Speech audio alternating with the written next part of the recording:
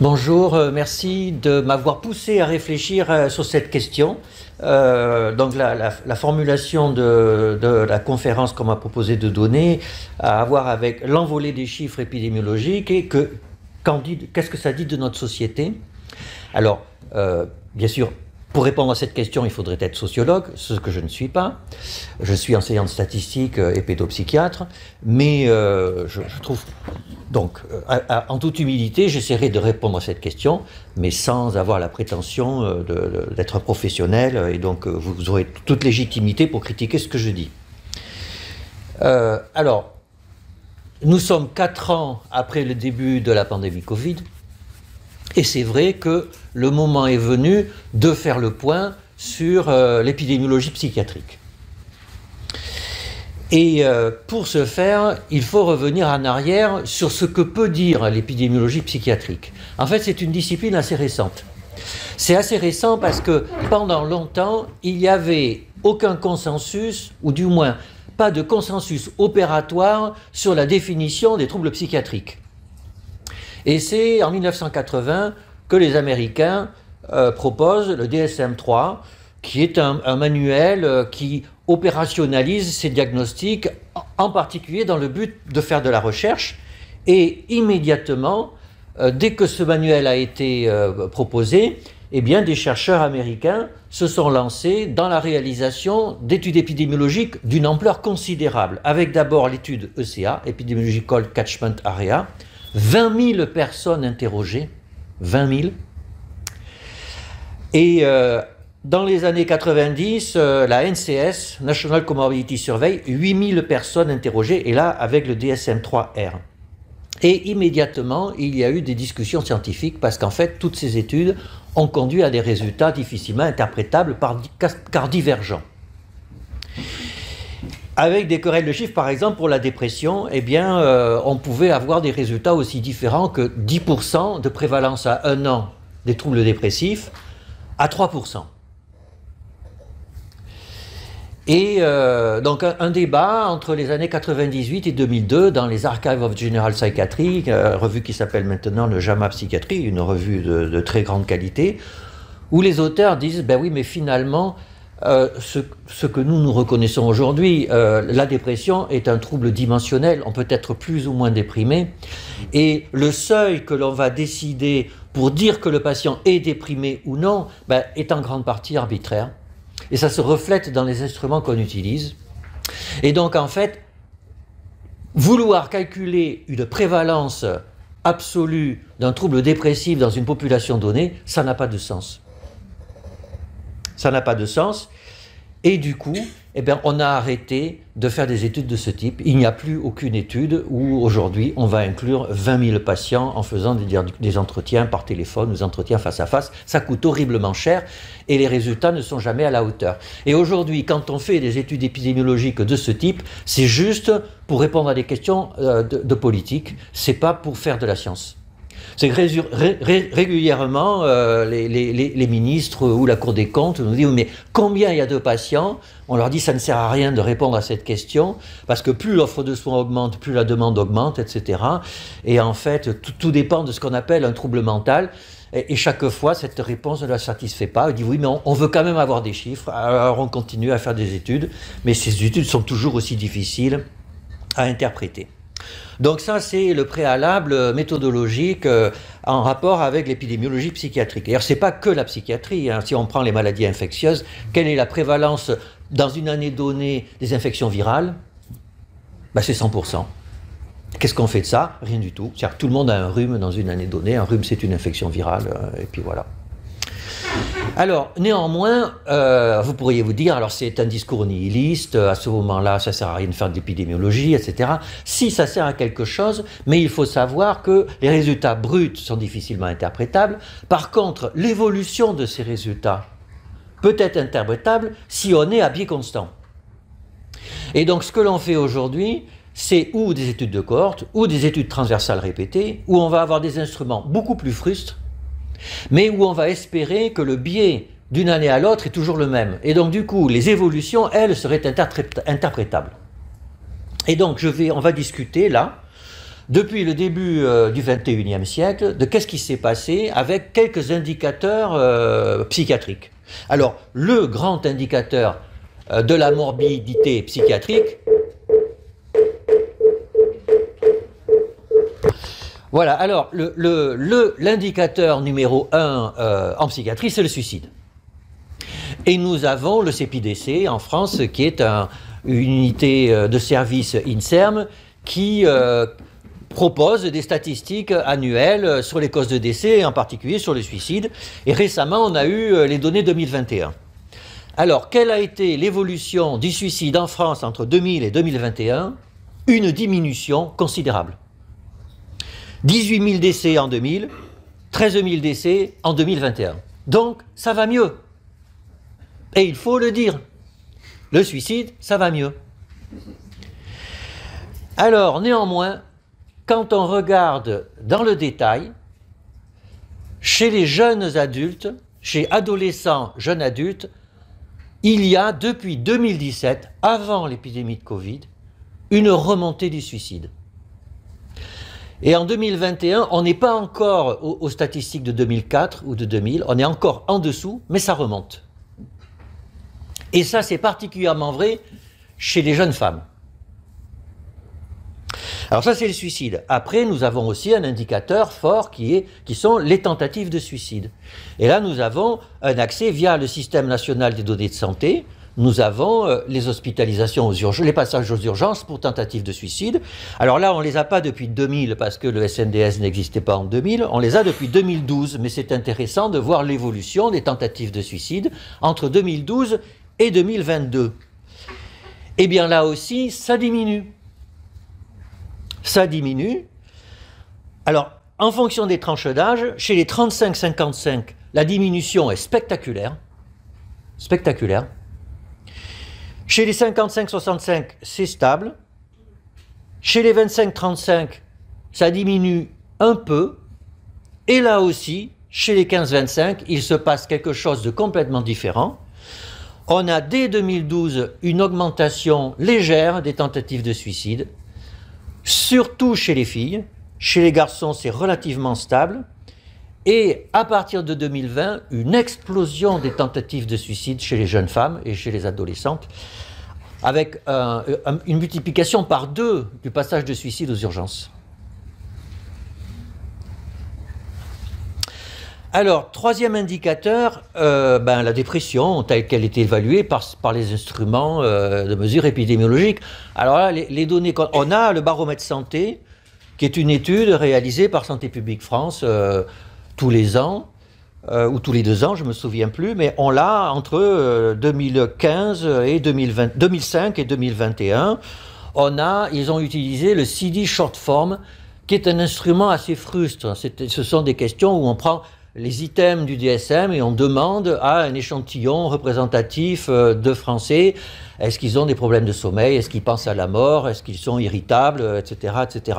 Donc vous voyez, ça n'est pas un entretien clinique, c'est un entretien fruste d'items qui sont en rapport avec une symptomatologie dépressive. Et là, ce que l'on observe, eh bien, effectivement, il y a une augmentation de la dépression depuis 2005, en particulier entre 2017 et 2021, et en particulier, toujours dans la même tranche d'âge, chez les 18-24, mais il y a aussi une augmentation dans les autres tranches d'âge. Et donc on est dans une situation extrêmement curieuse qu'il faut avoir en tête, c'est qu'il y a une diminution du suicide, une diminution des tentatives de suicide et une augmentation d'une expression de dépressivité. Et puis, un cas très particulier qui sont chez les jeunes femmes, où là, manifestement, il se passe quelque chose de grave.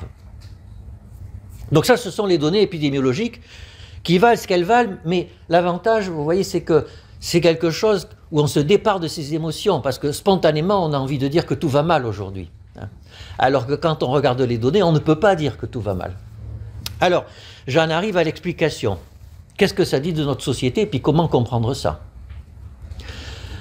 Alors, là, on est obligé de faire des hypothèses extrêmement spéculatives dans la littérature. Et d'ailleurs, au passage, ce que l'on observe là, on l'observe dans la plupart des pays occidentaux. D'ailleurs, à l'exception des États-Unis, où aux États-Unis, il y a une augmentation du suicide chez les jeunes déjà depuis le début des années 2000. Alors, première explication sur la diminution du suicide et des tentatives de suicide, vraisemblablement, notre système de soins s'améliore, globalement. C'est-à-dire, globalement, ça va manquer de modestie, mais les soins psychiatriques sont meilleurs en 2024 qu'en 2000. Alors, à une nuance près, c'est que depuis 4 ou 5 ans, notre système de soins s'effondre, mais c'est depuis 4 ou 5 ans.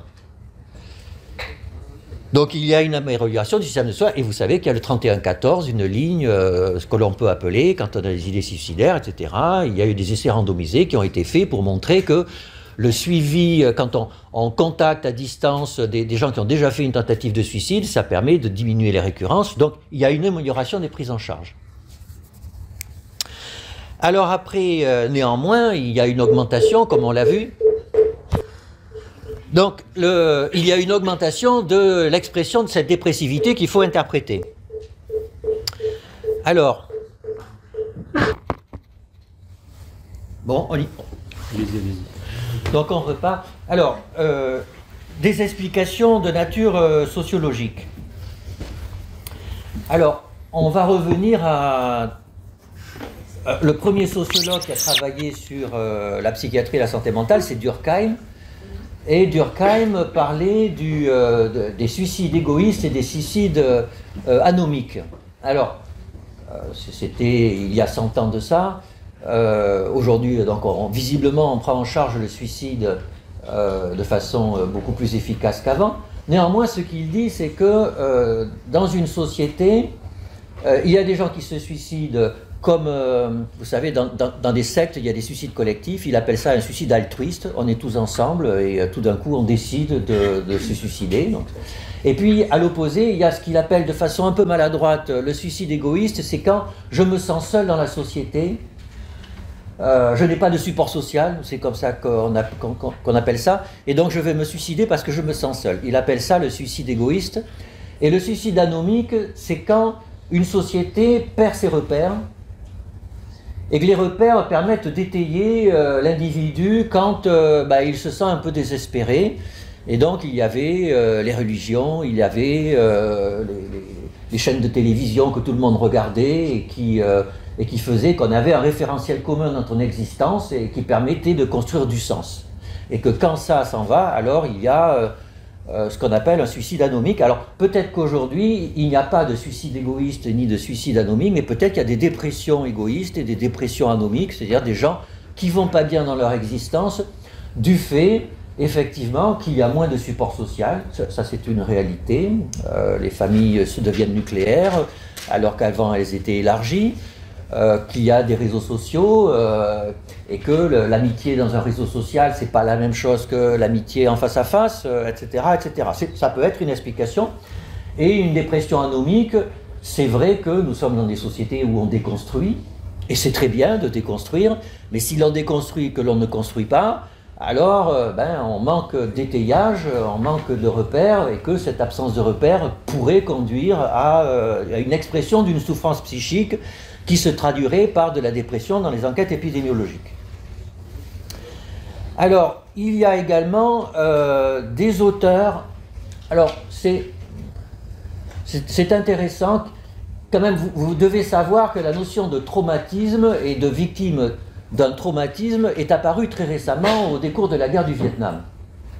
Aujourd'hui, on parle partout de syndrome de stress post-traumatique. En fait, cette pathologie est assez récente. Alors, ça ne veut pas dire qu'elle n'existait pas avant, mais avant, elle n'était pas considérée comme une pathologie. Et donc, il y a des sociologues et des philosophes qui considèrent que, progressivement, dans la deuxième moitié du XXe siècle, est apparu le statut de victime, qui n'existait pas avant. Et il y a François Azouvi, qui est un philosophe, écrivain, qui dit que avant, il y avait le héros et le martyr, et que c'était un discours qui nous venait de la religion catholique, et que on est passé du statut de martyr au statut de victime, et que les deux sont très différents. Donc le martyr va au-devant de son expérience de martyr, il n'est pas passif, alors que la victime est complètement passive. Elle subit ce qui se passe. Et alors, avant la Seconde Guerre mondiale, et vous verrez pourquoi je parle de la Seconde Guerre mondiale, avant la Seconde Guerre mondiale, être une victime était considéré comme un échec dans son existence. Et à partir de la Seconde Guerre mondiale, avec l'Holocauste, alors à ce moment-là, socialement, il y aurait eu une prise de conscience que ce qui s'est passé là conduit au fait qu'il faut considérer la victime comme un élément important dans la société. Et qu'au fur et à mesure, il y aurait eu ce qu'on appelle une concurrence victimaire, c'est que chacun, aujourd'hui, pour se sentir exister, devrait être reconnu en tant que victime potentielle, et donc ça se traduirait dans les enquêtes épidémiologiques par le fait qu'on se doit de dire que l'on va mal. Donc il y a un romancier, enfin un philosophe qui a écrit un livre, un essai avec le titre « Je souffre donc je suis », qui veut un peu dire ça, c'est que c'est vrai qu'aujourd'hui on existe peut-être plus qu'avant à travers la souffrance que l'on exprime. Je vous propose des pistes, hein, je n'ai aucune prétention là-dessus. Alors bien sûr, ça n'expliquerait pas pourquoi cette expression d'une souffrance psychique touche particulièrement les jeunes femmes aujourd'hui. Et donc il doit y avoir d'autres explications. Alors, auxquelles je suis particulièrement sensible en tant que pédopsychiatre. Et quand on regarde cette tranche de la population, alors certes il y a l'angoisse écologique, l'éco-anxiété, la pression scolaire qui sont des réalités. Il y a une pression scolaire aujourd'hui qui est bien plus importante que celle qui existait il y a 20 ans. Il y a une peur de l'avenir, du chômage, etc., qui est plus importante que ce qui existait il y a 20 ans, mais c'est la même chose chez les filles et chez les garçons. Alors il y a aussi le fait que les jeunes femmes sont plus actives sur les réseaux sociaux, alors que les jeunes garçons sont plus actifs sur les jeux vidéo en réseau. Et que donc, or, certaines personnes sont particulièrement vulnérables aux interactions sur les réseaux sociaux, au harcèlement en ligne, en particulier au harcèlement sexuel en ligne. Et donc cela pourrait expliquer, mais ça, de mon point de vue, ça n'explique pas tout ce qui se passe, enfin une augmentation du niveau que l'on observe aujourd'hui. Alors après, il y a les interrogations de genre. Vous savez que la question transidentitaire touche particulièrement en ce moment les jeunes femmes, alors qu'il y a 10 ou 15 ans, c'était plutôt les jeunes hommes que ça interrogeait. Et puis, alors, il y a un article récent que je trouve intéressant, fait par des auteurs australiens, alors des auteurs australiens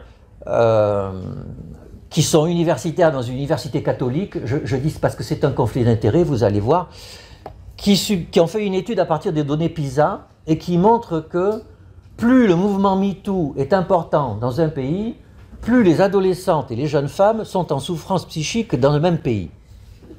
Alors, quand j'ai dit ça dans mon labo, ça a suscité un émoi, mais on peut imaginer que la prise de conscience du fait qu'il y ait des violences sexistes et sexuelles dans une société, que cette prise de conscience déclenche un certain niveau de mal-être dans la génération des femmes qui sont en train de se construire comme femmes. Et qu'il est peut-être nécessaire que ce mouvement ait lieu sur le moyen terme, mais que sur le court terme, cela conduise à un niveau d'expression émotionnelle très difficile, et voire avec des tentatives de suicide. Voilà, donc je conclurai là-dessus. Vous voyez que, en fait, la situation de l'épidémiologie psychiatrique aujourd'hui en France et dans les pays occidentaux est complexe. On ne peut pas avoir de discours univoque sur ce qui se passe.